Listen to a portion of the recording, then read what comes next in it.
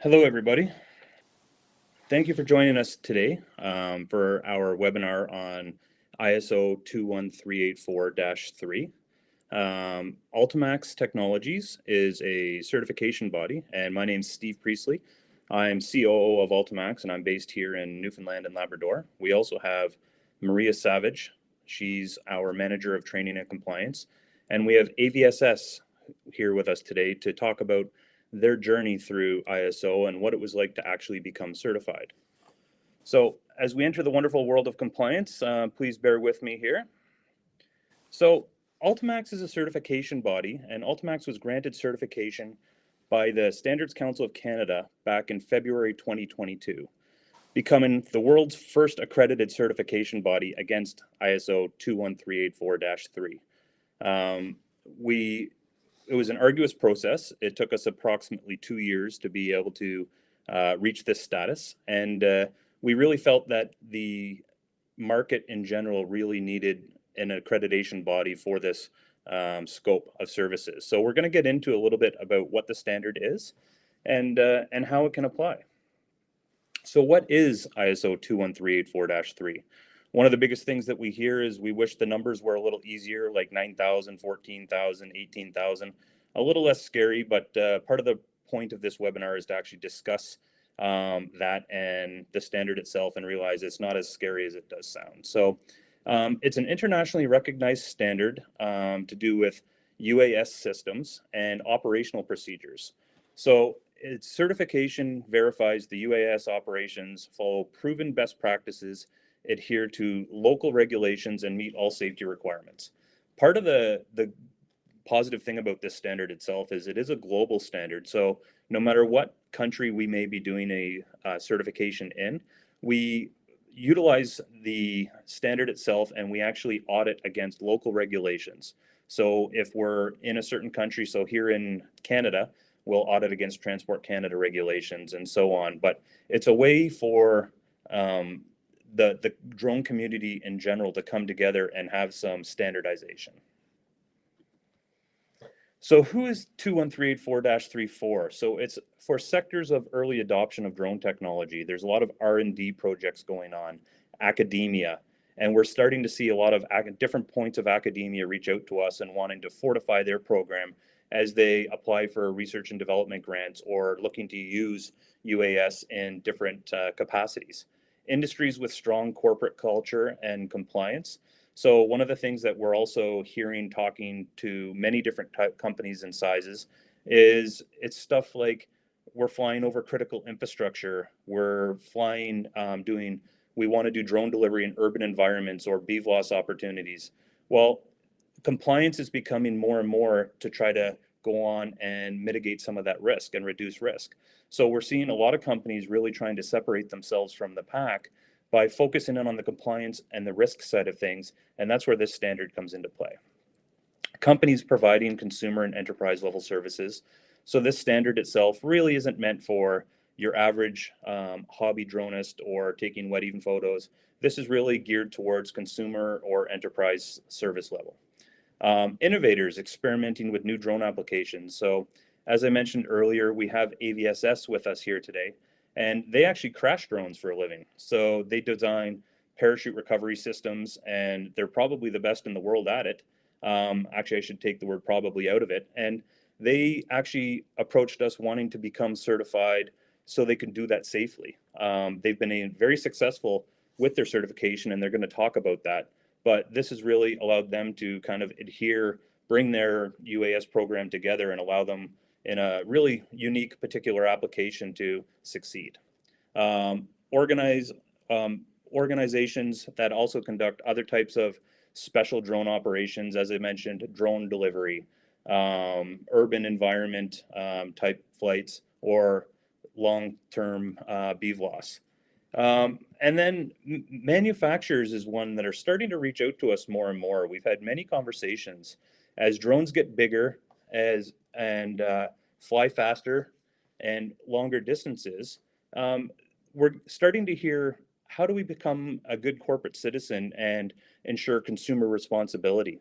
So a lot of manufacturers that we've talked to actually fly to see their customers and try to pre-vet them to say, okay, are they in a spot corporately to be able to fly said drone, or do they have a program mature enough to allow them to fly this safely? If there's ever an incident or anything like that, obviously the manufacturer is going to be heavily involved. So what we're starting to realize is this is a standard that can be utilized where they can say, okay, they have a drone program in place, they have procedures in place geared towards their specific operations. But not only that, they're adhering to those. They're adhering to those standards, and they're adhering to those SOPs, and they're actually following them. Because as part of the certification itself, is you actually do go through a 3-year cycle. So they have a good understanding going, okay, their SOPs are being updated based on their operations. And as well, pioneers in the BVLOS operation, we're having tons of conversations right now. Regulations are getting a little easier. They're starting to excel across the world, and drones are going to be flown BVLOS more and more. So with that, do you have a program in place that allows you to do that safely and mitigate some of that risk? So the path to ISO certification is essentially an easy one, and that's what we're here to talk about today. So AltoMaxx certification services are available on an organization or a manufacturer of any size with an internal drone program at any stage of development. So one of the biggest questions that we get asked is, okay, do we have to be in the industry for a long time, or do we need a certain number of clients? Well, no. What you need is you need SOPs in place and a drone program in place geared towards the type of operations that you're doing. AltoMaxx advises prospective clients of their suitability and readiness and estimates the scope of services for the certification itself.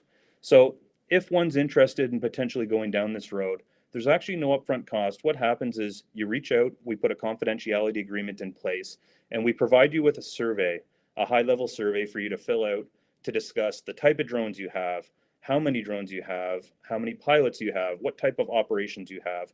And then what we do is we put together an estimate based on a scope of services within your own drone program and based on kind of that maturity level and where that goes. Applicants are then evaluated and audited against the ISO 21384-3 standards, and Maria is going to discuss that in just a minute.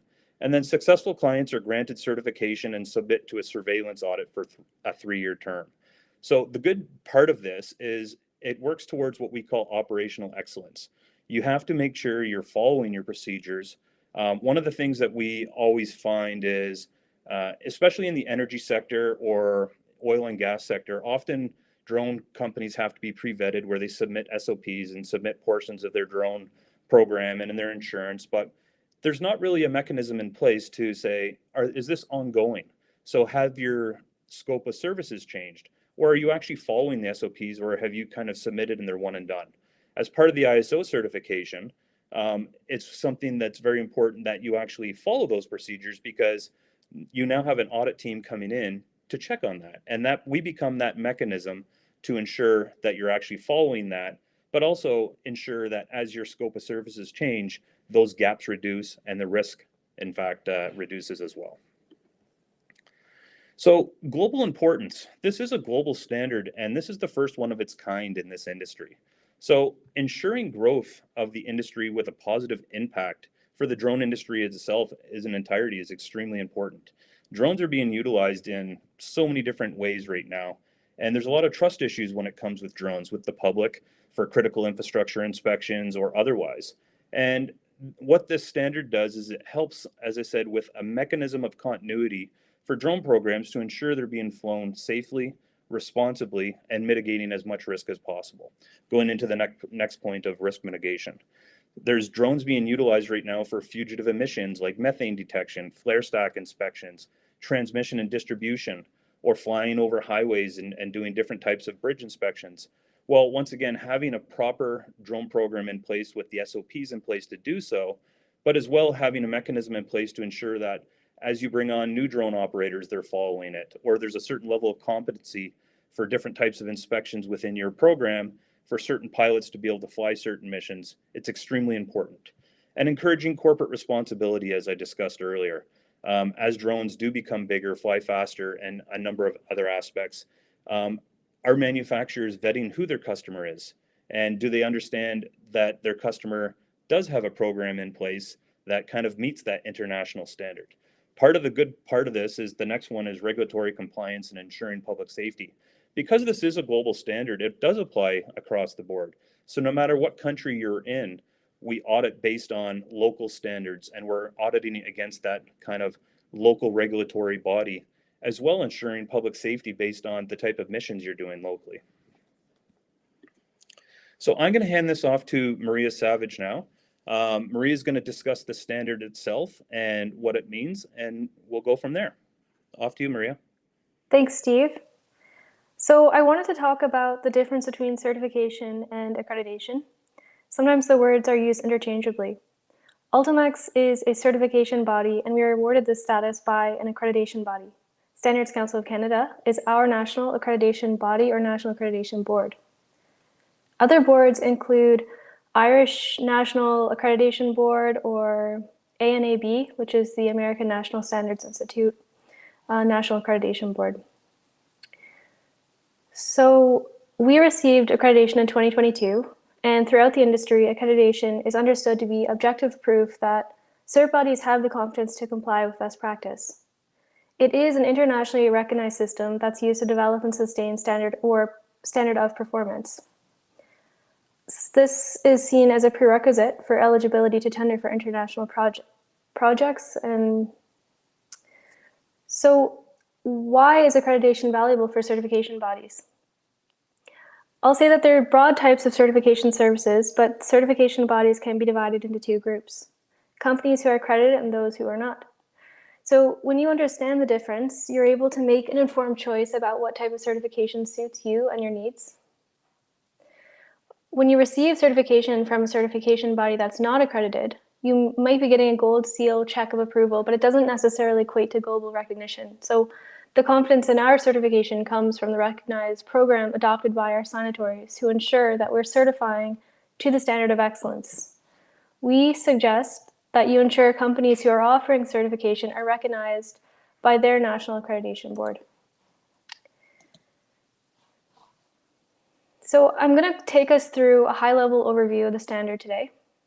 Some of the key points: we'll talk about safety, specific ops, documentation, flight planning, flight operation, and competency.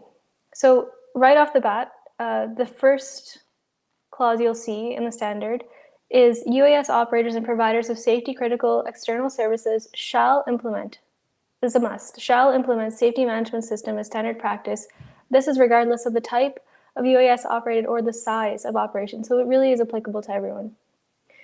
Both safety management systems and information management systems, information security management systems are comprehensive, process-oriented approaches to managing safety and security throughout an organization. So what does this mean? It means operators have written procedures and safeguards in place. This could be training, maintenance programs, and techniques that uphold safety and security throughout ops. So details on specific operations. The standard itself is prescriptive, and it's expanded on the requirements for operators beyond visual line of sight, at very low levels, and in controlled airspace, under instrument flight rules, and command and controlling service providers. It's also expanded into 8.3 operators above 500 feet, 8.4 special zones at very high levels, 600 feet, and it expands into 9.4.4 multiple UA operators, including autonomous operations of multiple UAs. So each of these operations are going to have requirements that are applicable to their scope. This clause expands on fault detection, vehicle health management, situational awareness, payload management, nav and control. And this makes sense because each flight profile and each operator profile is different. So, security details for operators conducting UAS specific ops. This includes a physical place of operation.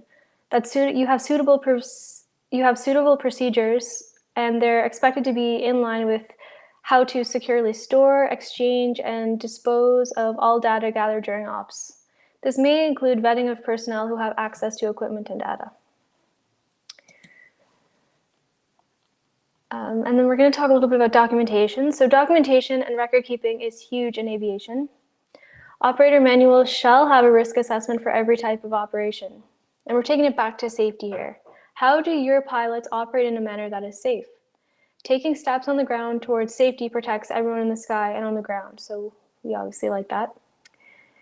Records and tracking of the following: maintenance programs, manufacturer designation, registration and serial numbers, duties of crew, emergency actions, normal and abnormal, as well as standard ops, equipment lists, and checklists. Checklists can be pre-flight, they could be equipment lists and emergency action lists as well. And again, the data protection is required for all operators, and this means documentation as well as data incurred from operations is safely stored and it's safely managed.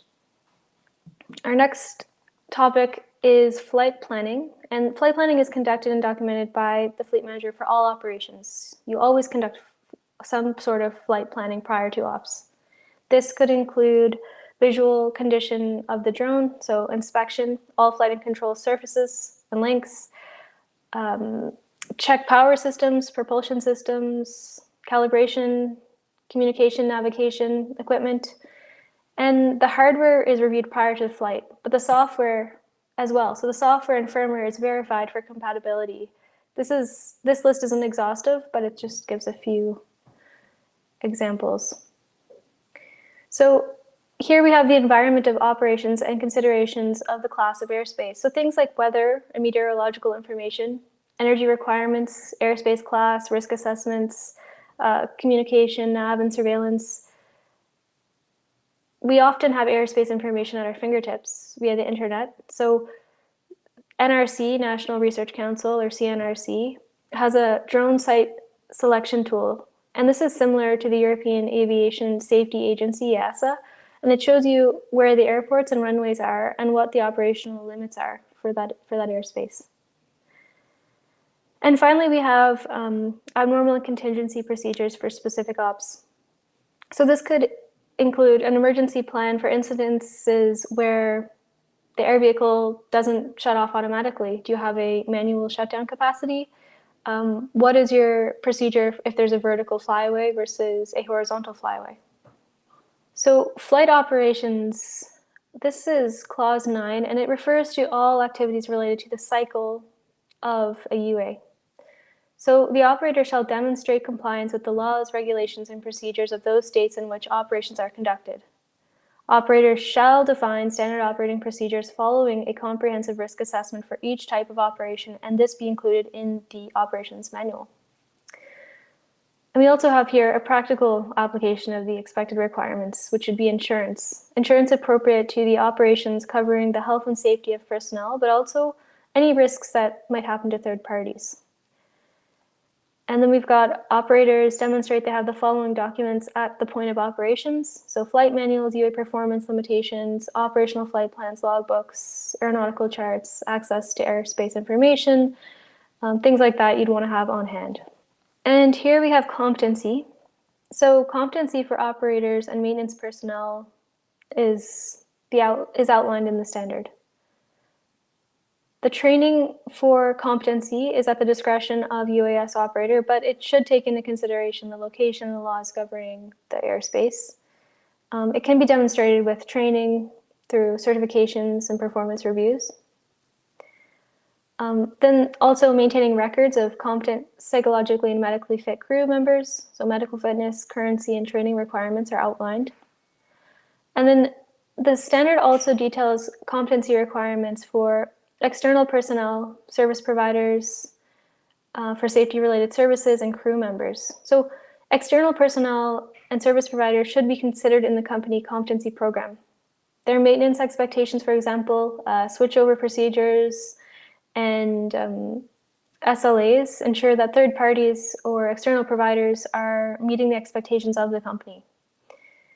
And then additional requirements for personnel involved in safety critical services. This could be personnel involved in operations must undergo background checks like a validity of your identity, criminal records, education, employment history.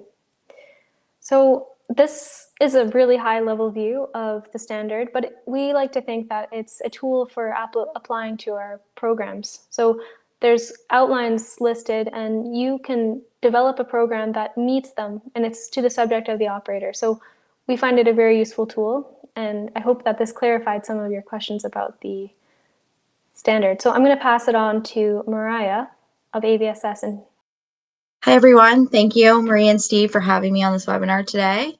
I'm going to have a short presentation today about AVSS and talking about our company's journey with the ISO 21384-3 certification. My name is Mariah. I'm the VP of Operations at AVSS. AVSS is a Canadian aerospace company founded in 2017.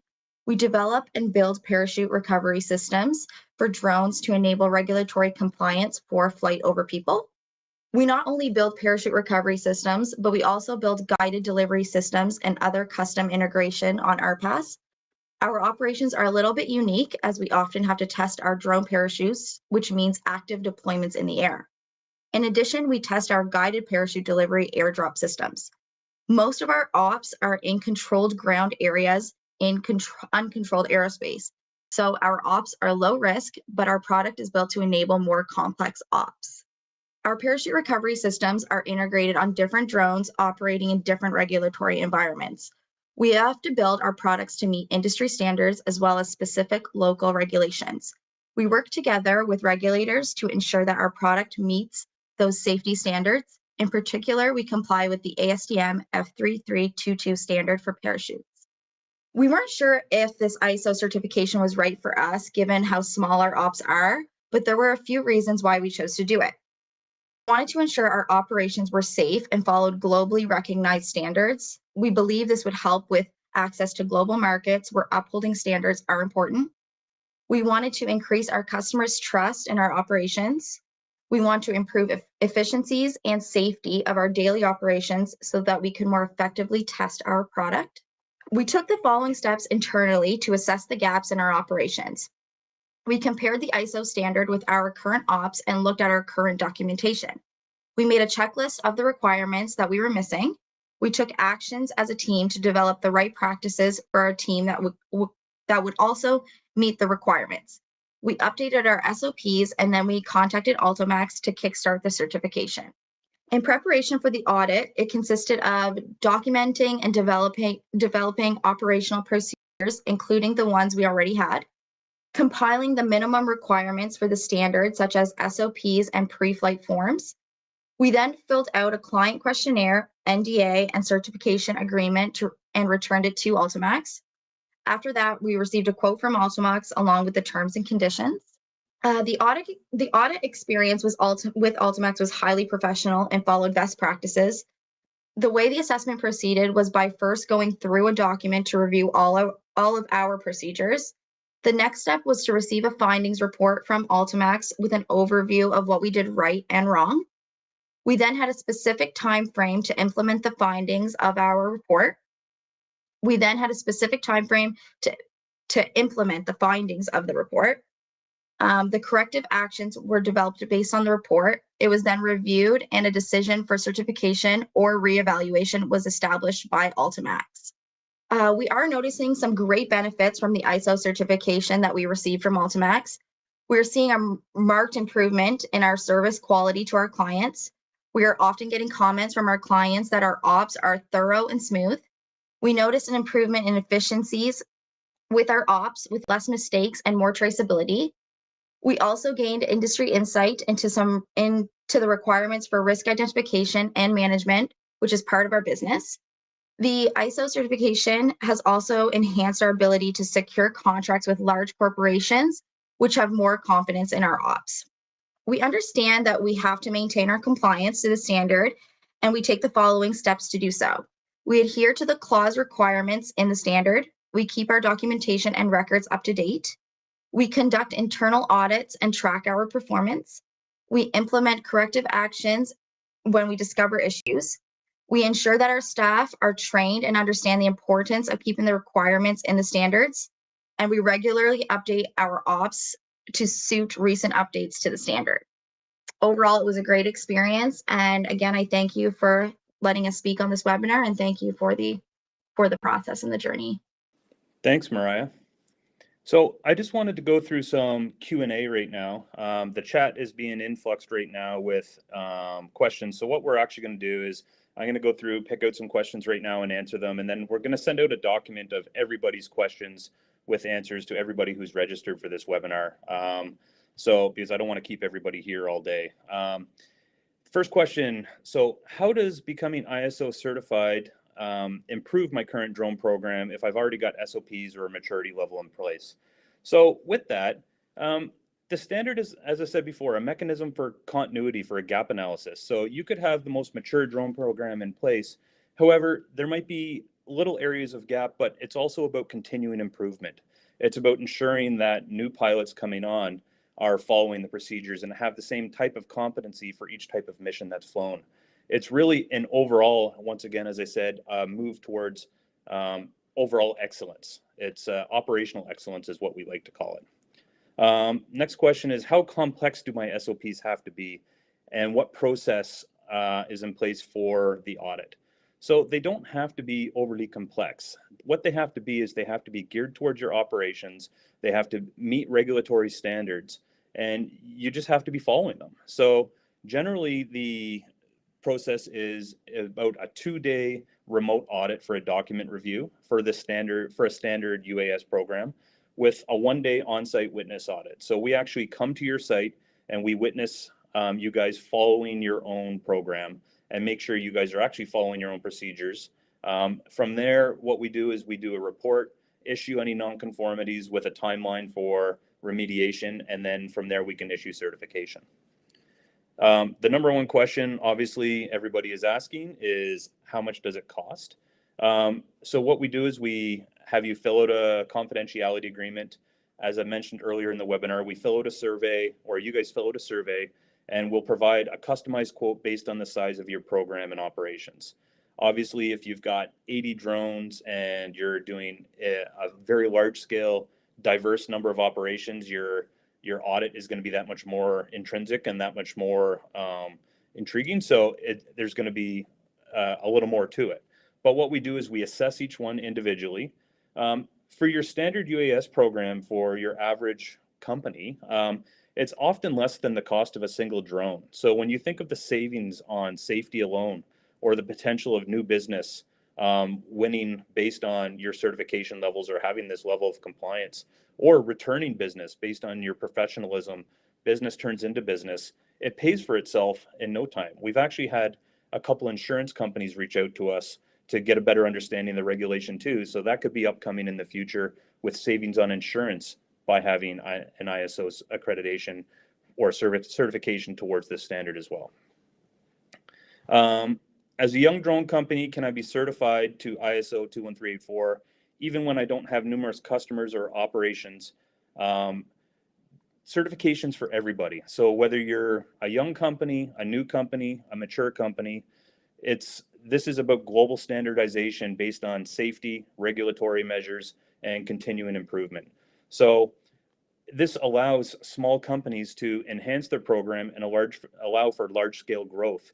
This allows your company to have the maturity to be able to bid on some of these larger projects, as well have the documentation in place to kind of mitigate some of that risk.